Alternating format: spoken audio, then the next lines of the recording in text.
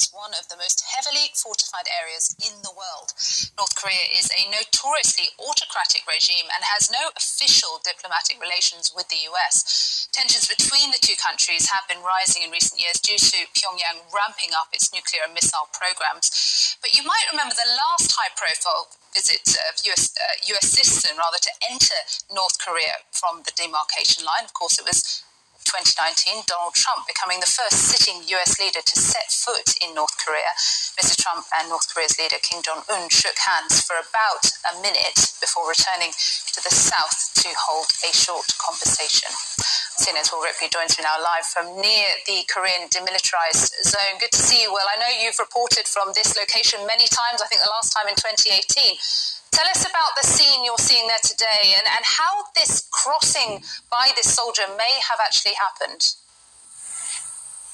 You know, it's interesting because as you talk about that, it bring back memories of President Trump stepping over the military demarcation line, which is less than 5 miles down this road here. This is actually, we're still a bit of a distance from the DMZ, approaching what's known as the Unification Bridge. And you can see even less than 5 miles out, you can still, there's spike strips on the road. There's obviously all of these barricades.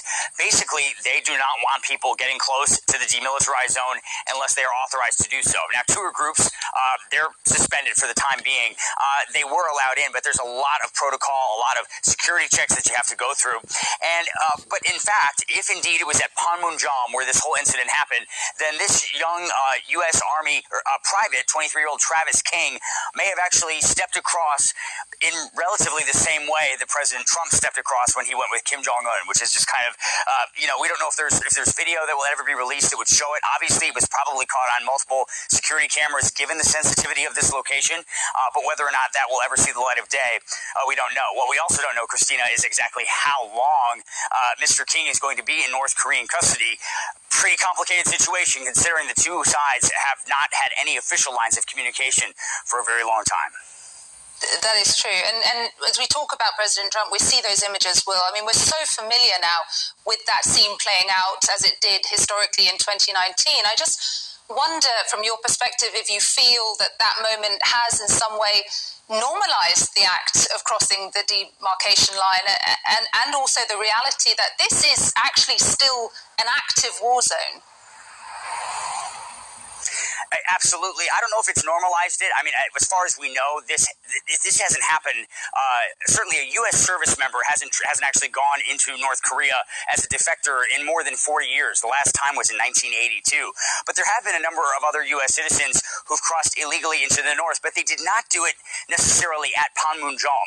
You know, north to south is very uncommon, and a lot of times these were either NGO workers or tourists who then tried to, you know, overstay their visas, essentially. That's how they got in. They were allowed in with visas, and then they tried to stay. But to actually have somebody try to cross from the south to the north, and now if it had been the other way around, if somebody was actually trying to come from North Korea into South Korea, which has happened a number of times, especially in recent years, the last incident I can recall, there were actually bullets that were flying, and it was the soldier, the North Korean soldier, made it to South Korea, but he was very seriously injured, although he did end up surviving.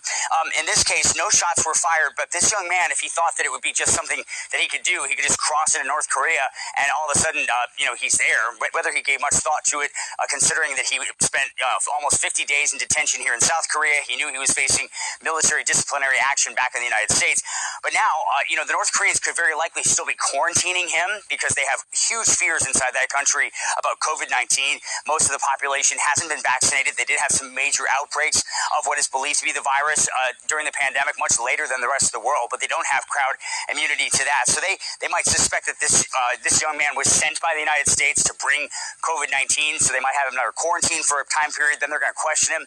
They're going to know, you know, where he was assigned, who his superior officers were. They're going to see if they can get any sort of information out of him about the U.S. military. But when they realize that he's actually only been in for a very short period of time as a private, pretty low-ranking, not much valuable intelligence, then he's not much value to the North Koreans, and they know that because they're not really interested right now in negotiating with the U.S. either, which just rolled a nuclear submarine up to South Korea, North Korea launching ballistic missiles, he could just be sitting there. This young man could be sitting there in North Korean custody for quite a while.